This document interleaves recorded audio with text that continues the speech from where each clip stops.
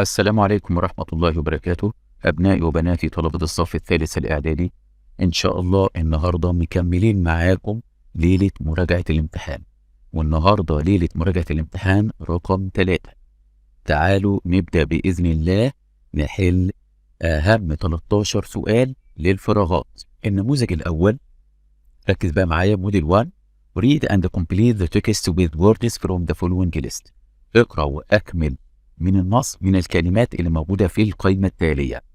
لازم أول حاجة تعملها تعرف الكلمات معناها إيه اللي فوق. مديلك 6 كلمات، مطلوب منك 4. تجيب الكلمة المناسبة مع الجملة. طيب، بولوشن معناه إيه؟ التلوث. بولوشن معناه التلوث. أتراكتيف جذاب. زان بتيجي مع المقارنة زي تول تولرزان كده. as معناه لأن أو ك مع المساواة، يعني على حسب الجملة. community معناها المجتمع. pollute معناها يلوث. طيب تعال نشوف الجملة بقى. countryside life حياة الريف differs from city life تختلف عن حياة المدينة. the countryside الريف is smaller أيوة smaller إيه بقى نقط the city. أيوة أنا سامع حد بيجاوب معايا smaller إيه smaller than. smaller إيه يا جماعة؟ than اهو. يبقى تخلي بالك معايا، هنكتبها فوقيها كده نمبر 1. هنكتب ايه؟ نمبر 1.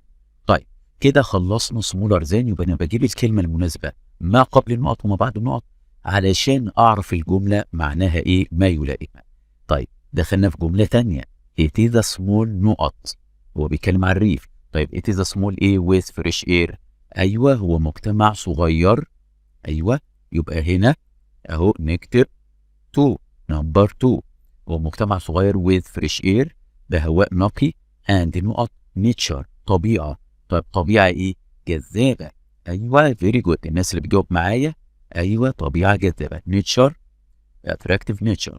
while بينما the city المدينة is more populated طبعا أكثر مكانا آهلا للسكن. noisy يعني ايه noisy؟ أكثر مكان صاخب في دوشة and abound by factories وبه كميات هائلة من المصانع factories which cause الذي يسبب a lot of. طيب هو بيسبب ايه؟ ايوه pollution ولا بلوت؟ لا، يسبب كثيرا من البولوشن التلوث. يبقى هنا هنعمل نمبر 4. هندخل في النموذج الثاني. تعالى كده نشوف معانا كلمات. found وجد، live يعيش، fair farm، catch معناه يمسك او يصطاد، are found موجود طبعا are في تصريف ثالث خلي بالك منها، teeth اسنان. هنشوف الجمله، هنقرا الجمل. I have read a book انا قد قرات كتابا about coracles اللي هو قطط بريه. they are amazing animals هم حيوانات مدهشه. they have a lot of لديهم كثيرا من. طبعا مش هتبان، لازم تكمل الجمله. on their feet على اقدامهم which makes it difficult التي تجعلها ايه بقى صعبة. يبقى هنا فرو على الأجسام. يبقى هنا دي نمبر 1. طيب on their feet which makes it difficult for other animals التي تجعلها من الصعب للحيوانات الأخرى to hear them إنها تسمعها when they are trying عندما هم يحاولون إن هم طبعا هنا المناسب معاه ان هم يصطادوها. يبقى هنا نمبر 2 هنعمل كلمة catch.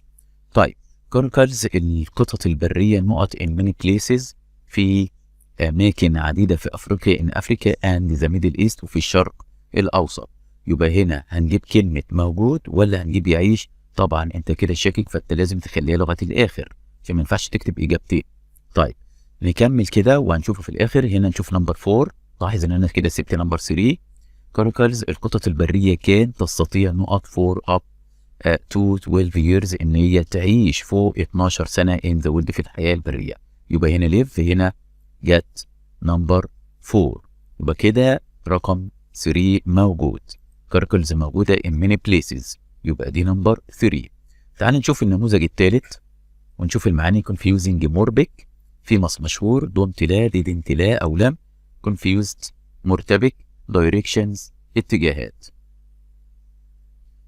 نشوف الجمل. when I visited عندما أنا زرت منصورة for the first time لأول مرة. to join لكي ألتحق the university الجامعة. I was أنا كنت إيه بقى؟ أنا كنت confusing ولا confused؟ إحنا قلنا في الترم الأول الصفات المؤنجية تصف الأشياء والصفات المؤيدية تصف الأشخاص. هنا بدل بيتكلم عن نفسه يبقى هنا نمبر 1 confused. ونكمل الجملة. أنا نقط. طبعا الجملة لو لاحظت إن أنا ماشي في الباست في الماضي يبقى كلها تمشي ماضي.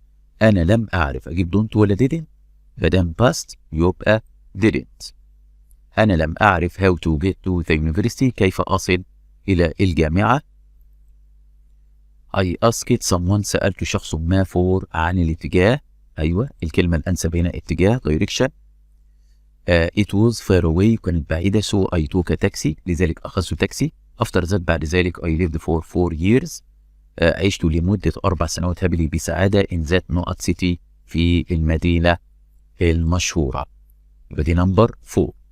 هنشوف النموذج الرابع موديل 4. تعال نشوف المعاني الكلمات اللي فوق. رايد يركب. تيرن طبعا تيرن دي ليها كذا معنى. معناه يلف او يرجع او على حسب الجمله برضو. ومعناه برضو يغلق جهاز او يفتح جهاز على حسب الحرف الجر اللي جاي وراها. سيف معناه ينقذ او يوفر او يحفظ على حسب الجمله. واللي سوف وود على حسب الجمله برضو. وبلوشن معناه تلوث. تعالى كده نشوف الجمل نقراها عشان نشوف الكلمه المناسبه.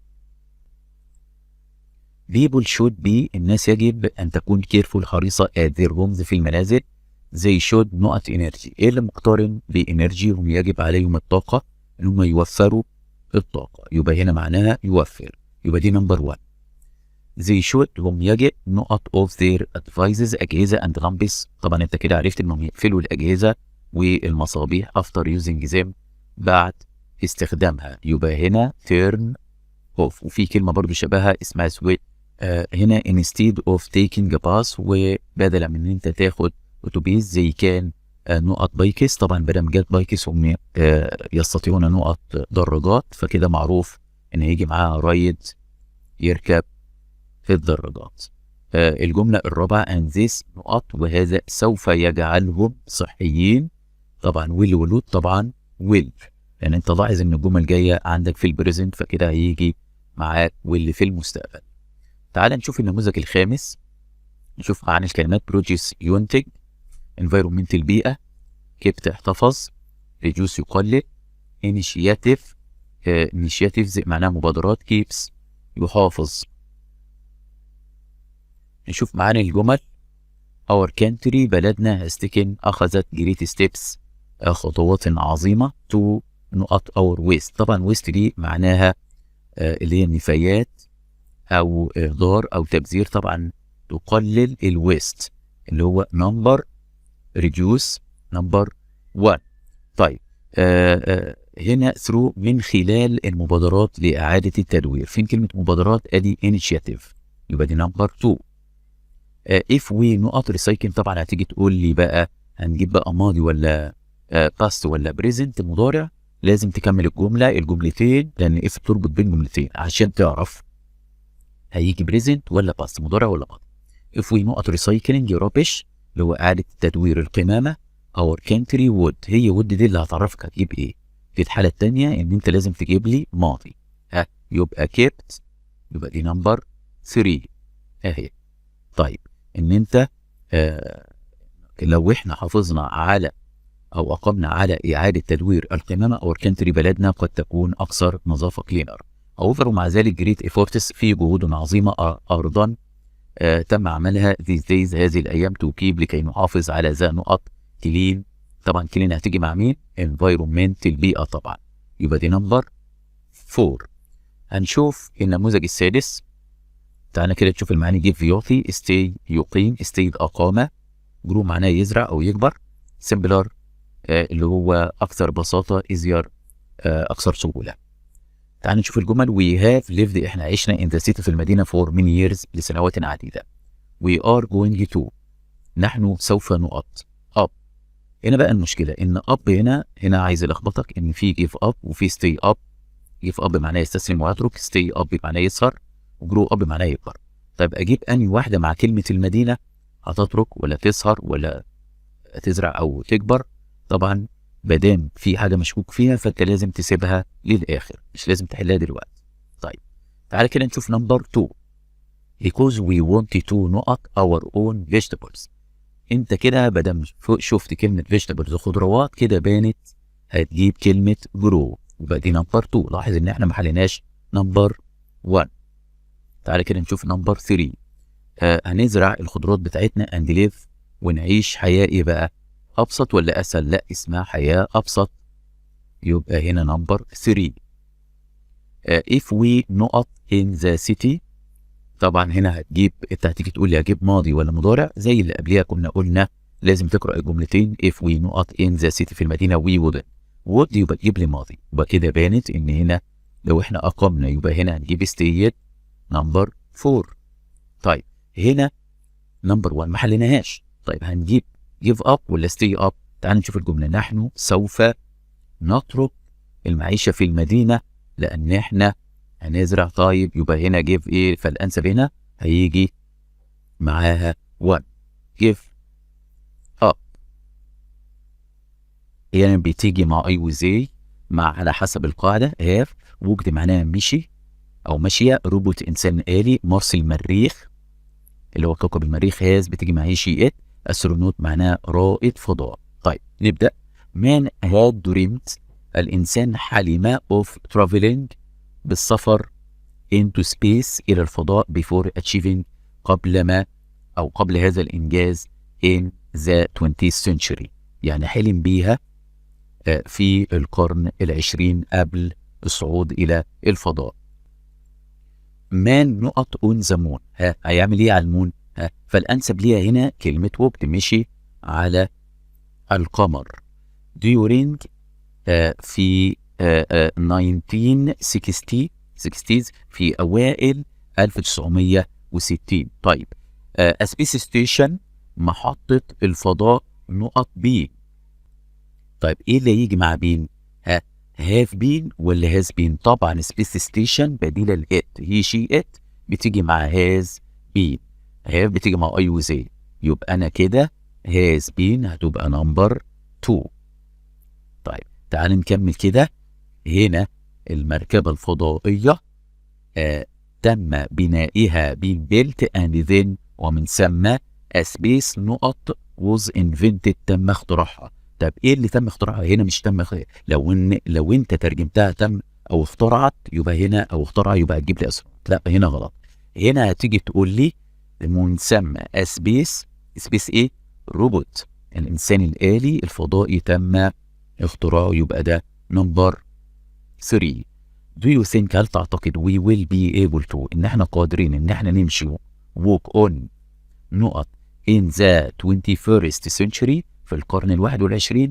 طبعا هتمشي على ايه؟ طبعا المفروض هنا عندي كلمة مارس، يبقى دي نمبر 4. تعالى كده نشوف النموذج الثامن موديل 8. نشوف المعاني. بلانيتس معناه كواكب، تلسكوب يعني تلسكوب، هاد ليفت غادرة وتركت، ترب رحلة قصيرة، ليفت غادرة. هنا خلي بالك هتيجي الكلمة دي الكلمة دي سنسور مجاز استشعاري. طيب تعالى نشوف الجمل. yesterday أمس we went to on a school، أول ما تشوف on تجيب لي رحلة على طول. نحن ذهبنا on a school في إيه بقى؟ a school trip، يبقى دي نمبر 1. to the planetarium إلى القبة السماوية.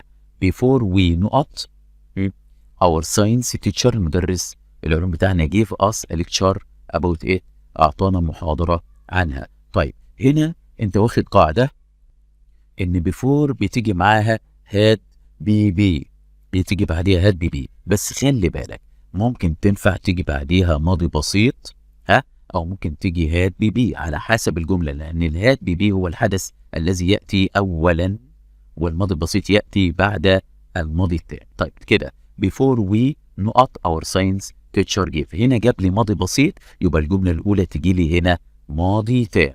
قبلما نغادر قبل ما نغادر المدرس بتاع العلوم أعطانا ليكشر، يبقى هنا نمبر، نكتب هنا إيه بقى يا جماعة؟ نمبر 2. طيب هنشوف هنا زير وهناك we used a huge، إحنا استخدمنا huge إيه بقى؟ نقط حاجات بقى ضخمة، استخدمنا إيه؟ and could see وشوفنا. طبعا هنا بدل في قبة سماوية يبقى هنا شوفنا استخدمنا التلسكوب. الضخم and could see ورأينا. طبعا انت هتشوف ايه؟ طبعا سنسور ولا بلانيتس؟ لا بلانيتس، الكواكب. نمبر 4. نموذج رقم 9 موديل 9 replaced يحل محل، سد قال، تولد أخبر، استق معناها عالق، بيرست انفجر، اسوام عامة. تعال نشوف الجمل. يستر دي أمس a large water pipe ماسورة مية كبيرة مالها؟ انفجرت، يبقى بيرست، يبقى هنا نمبر 1.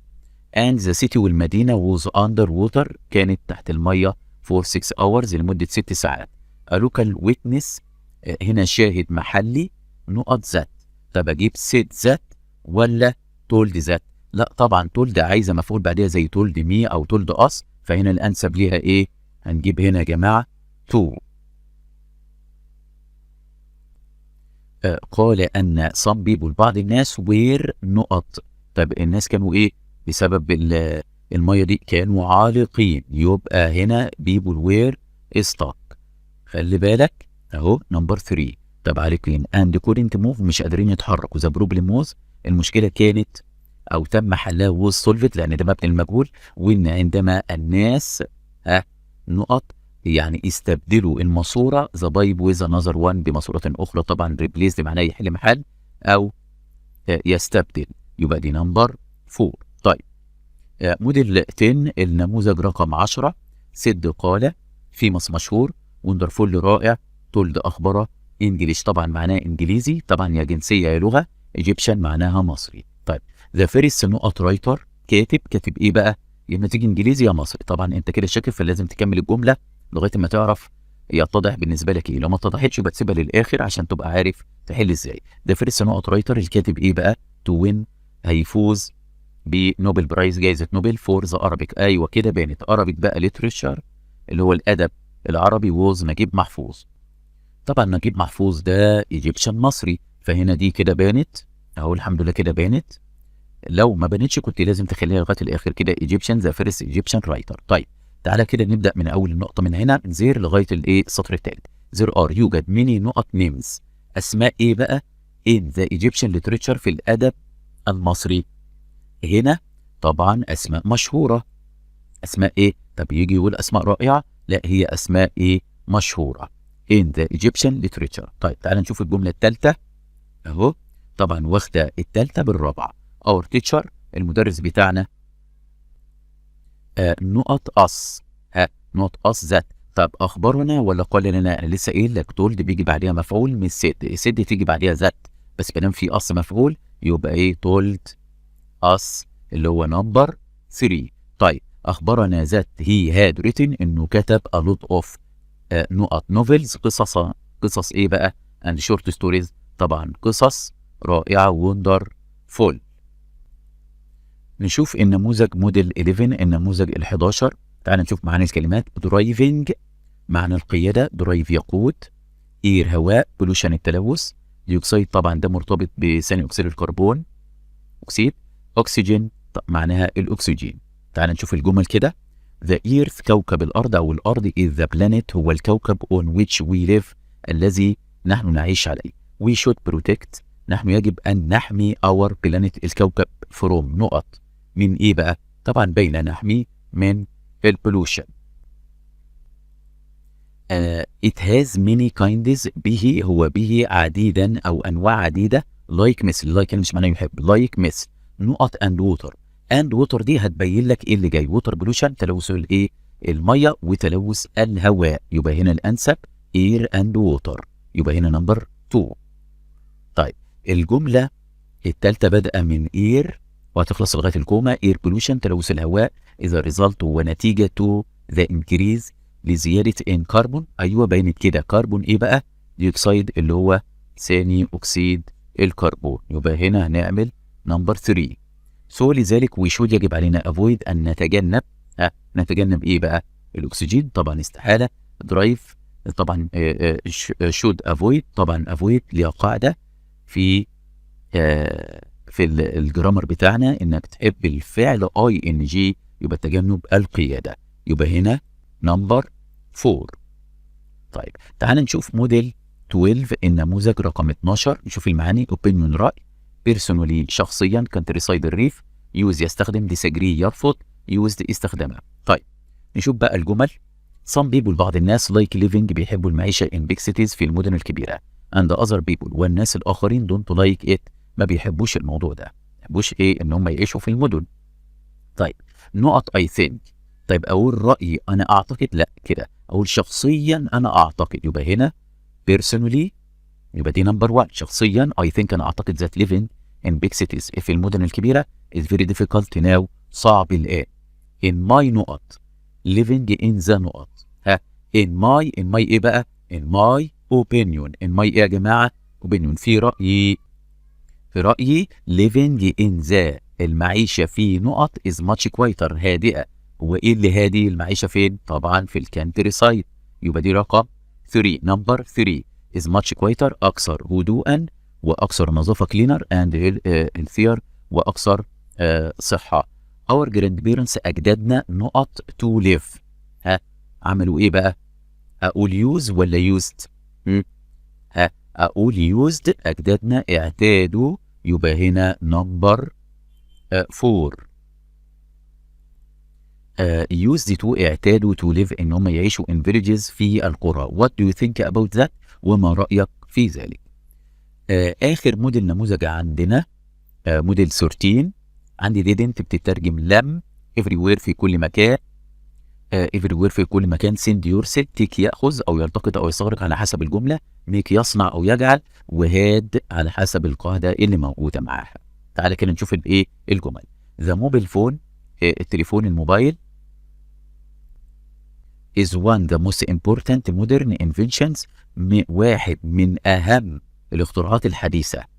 it has many advantages به مميزات عديدة as you لأنك as you هنا as هنا بديل البيكوز لأنك can use it لأنك تستطيع أن تستخدمه نقط تستخدمه أيوة very good تستخدمه في كل مكان. يبقى دي 1 and you can وأنت تستطيع نقط فوتوز. طبعا فوتوز أنت كده عرفت جاية إيه.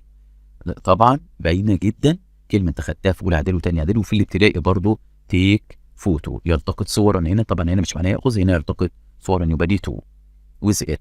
you can also أنت تستطيع كذلك. طبعا أنت هتقابل كلمات أنت مش عارفها كذلك مش هتضر بجملة. you can also أنت تستطيع كذلك نقط and receive وتستقبل، يبقى send ترسل وتستقبل. emails by it إيميلات أو بريد إلكتروني. people نقط used the telephone for a long time before. أيوة before هنا بيجي بعديها ماضي بسيط، ماضي بسيط أهو. طيب يبقى قبليها يجي ماضي تام اللي هو إيه بقى؟ اللي هو had used. يبقى أنا كده أعمل نمبر 4. وهنا وصلنا لنهاية الحلقة بتاعتنا. أتمنى إن أنتوا تكونوا استفدتوا معانا. اوعى تنسى تعمل اشتراك في القناة وتفعل الجرس، وأشوفكم في حلقات أخرى إن شاء الله. والسلام عليكم ورحمة الله وبركاته.